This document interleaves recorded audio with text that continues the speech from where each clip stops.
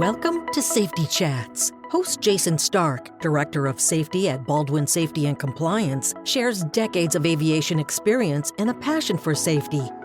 Hey everybody, welcome to the Baldwin Safety Chat podcast. And yes, this is the place where we talk about anything safety management or just safety related. Kind of a quick thought. It has to do with awareness and specifically using awareness as a mitigation. And that might sound a little weird, especially when we look at the hierarchy of risk controls. Obviously, the best is elimination, which is physically removing the hazard. Then beneath that is substitution, where we're replacing the hazard with something less hazardous, moving the hazard away from the person, replacing with something safer. Engineering controls, which I know a lot of us are familiar with, we're isolating people from the hazard through some engineering action. And then administrative controls, changing the way people work. And then finally at the bottom is PPE, or personal protection equipment. The first thing that came to mind were foamy earplugs going out on the ramp, or hard hats, helmets, in whatever type of industry you're in. So we went from the most effective to the least effective in terms of the hierarchy controls. Awareness isn't really necessarily mentioned on there. It's towards the bottom of effectiveness, but I wanted to say that it does have a mitigating factor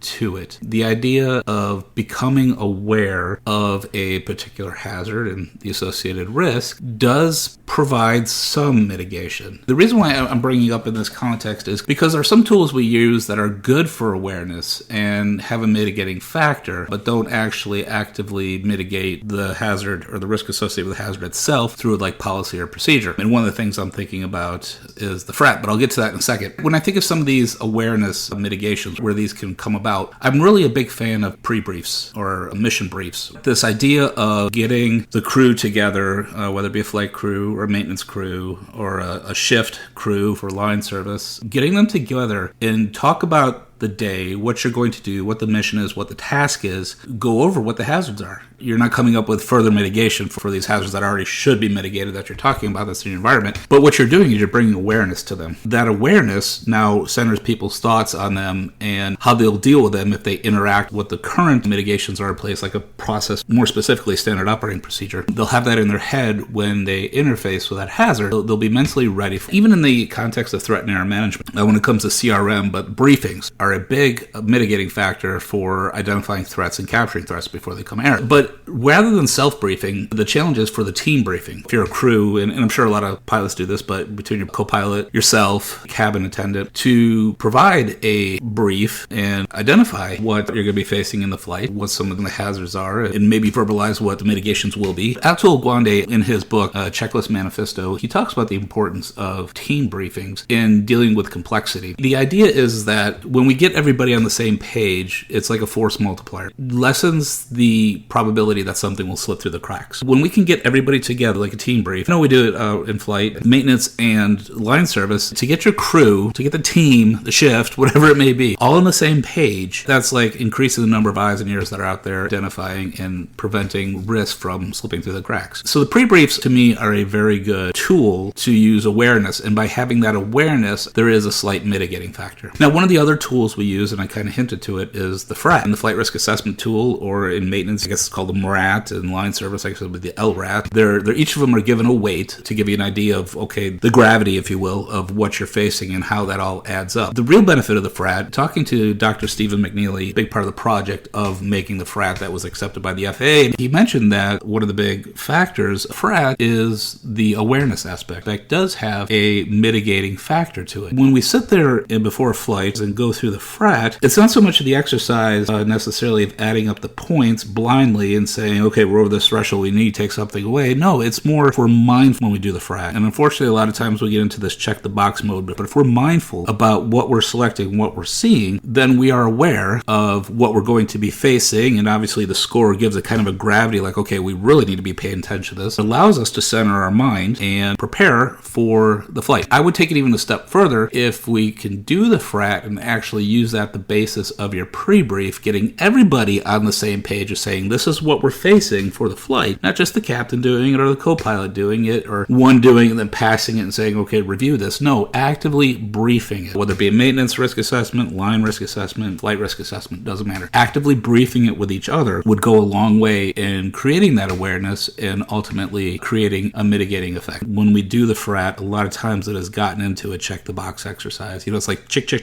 I'm not over the threshold. I'm going to go. See you later. I get it because we see the same things all the time. We just want to get out there and smash bugs. But if we can really slow it down, look at what we're checking to create that awareness, then just in that self, you are actively mitigating the risk associated with the flight. And then furthermore, to brief that with your crew. Just real quick, just something to think about. Bottom line is, don't discount the value of awareness and what it can bring. Pre-briefs are great. The mission risk assessment tool is great. Just creating that awareness so we can be ready to identify the threats and capture them before they become errors, incidents, or accidents. Just a short little one.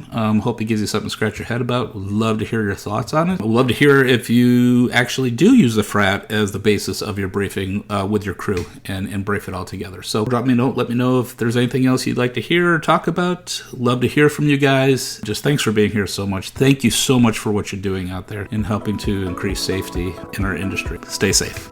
This podcast is brought to you by Baldwin Safety and Compliance, the leader in safety management for the transportation industry. Since 2004, Baldwin has been providing state-of-the-art solutions and 24/7 support to the aviation and transportation industries. Baldwin's clients include all sizes and types of transportation operators. Baldwin provides safety and related business services to commercial and non-commercial transportation operators, medical transporters, FBOs, MROs, airports, flight schools, UAS operators, firefighters, OEMs, ground transport operators, and others. Visit baldwinsms.com to discover how Baldwin can enhance your organization's safety program.